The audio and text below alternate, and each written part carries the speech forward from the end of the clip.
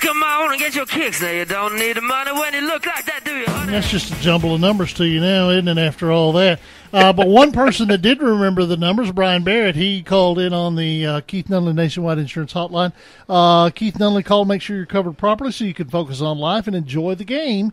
Call Keith Nunley at 931-723-7040 to get nationwide on your side. Bryan Barrett joins us now. Bryan, good evening, sir. Don't give up your day job, please. Oh! Home run for Bryan Zing. Barrett. Home run for Bryan Barrett here on the Friday Night Thunder Scoreboard Show. Riverdale had a really good showing tonight against Bearden. We expected this game. I personally expected this game to be a little closer. I'm sure others did too. But a big showing from the Riverdale Warriors. You know, big plays. Bearden turned the ball over 5 times, and that was really kind of the perfect storm for a big Riverdale win. Michael Scruggs had 210 yards on 10 carries, 3 touchdowns. So he averaged 21 yards per carry and 3 touchdowns. He just had a great night tonight. A lot of kids got to carry the rock, and defense came up big. Gentry Bonds, Georgia Tech signee, came up with 2 interceptions, 1 for a touchdown. So, you know, it was really the perfect storm of good defense. I told you if they tried to pass the football, they'd be challenged with that Riverdale secondary, if you remember in the pregame show. And all of those things came together, and they ran the football really well tonight. I'm glad that we heard part of your discussion that they had an even number of carries and an even number of yards for John Dinkins. Well, you know, sometimes we have to do that game was kind of out of hand, and we kind of lost our mind there a little bit. It happened. I've never found mine to begin with. Tough night tonight for Rutherford County, Siegel Falls, Smyrna Falls, Stewart's Creek Falls, MTCS Falls. But some of the powerhouses, Oakland, Blackman, they got wins. And I know it's a little too early to be looking ahead, but I got to be thinking that you're going to be over at Ray Hughes Stadium next week, right?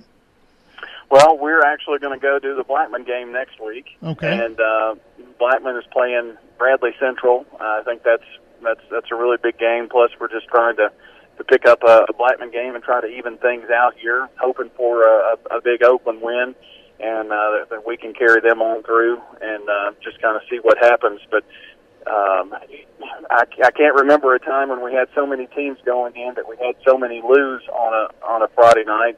But we kind of knew that this year the region, everybody was a little bit closer to one another, if you will. There wasn't a group of haves and have-nots, if you will.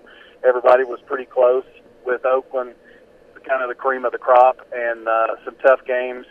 I don't think the Dobbins-Bennett game would have been a Dobbins-Bennett win had Smyrna been in their full strength. Mm-hmm. I mean, when you lose your second running back of the year, and he can't play, and you're down to your third string. Nothing against Devontae McCormick. He came in and played well, I understand.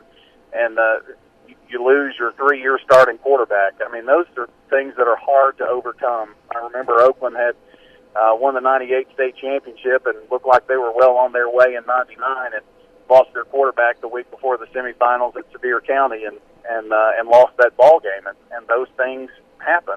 And that's just the nature of the game of football. But, you know, it was a pretty tough night tonight. Got some newbies in there, Stewart's Creek for the first time. What a tough draw with Hillsboro. Yep. So I know there's a lot of teams disappointed, but, you know, we've still got some Rutherford County flavor there in the 6A playoffs. And, of course, Dylan Woodruff had the injury for Riverdale a few years ago, and they go up to Maryville, and Brent Stockstill with the injury again. They're limited a little bit against Maryville too. So injuries, they've played a history, haven't they?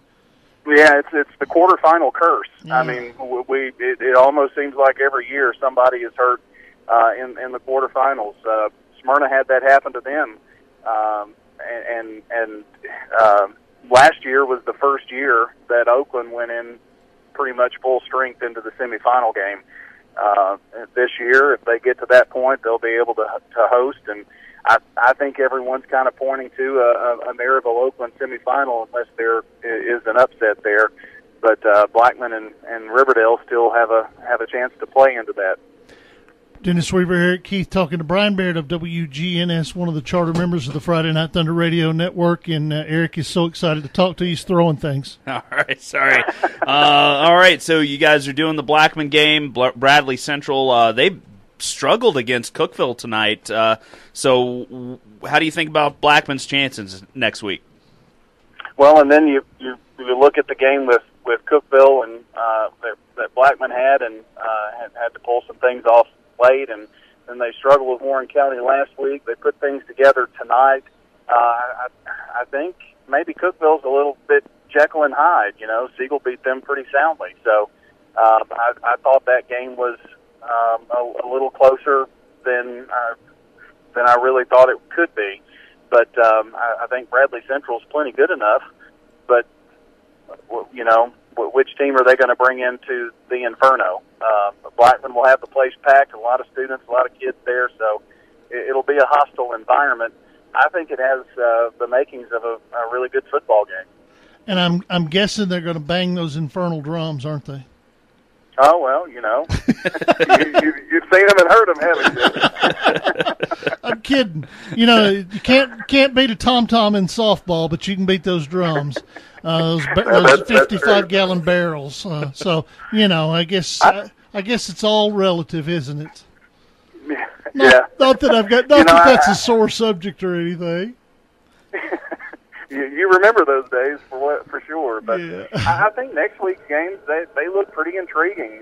Riverdale going to number 2 Hart Valley. I think will be a competitive game and a pretty decently hard draw there for the Oakland Patriots with Science Hill and Science Hill putting 49 on the board. So I think next week's second round games look pretty intriguing. All righty, Bryan, we appreciate it as always. We'll talk to you next week, and there's a good chance that we want to talk to you about maybe listening in a little bit next week too. That sounds like a good plan to me. All right, buddy, we'll talk to you soon, okay? All righty, man. Thanks. That is Bryan Barrett of WGNS, one of our partner stations on the Friday Night Thunder Radio Network.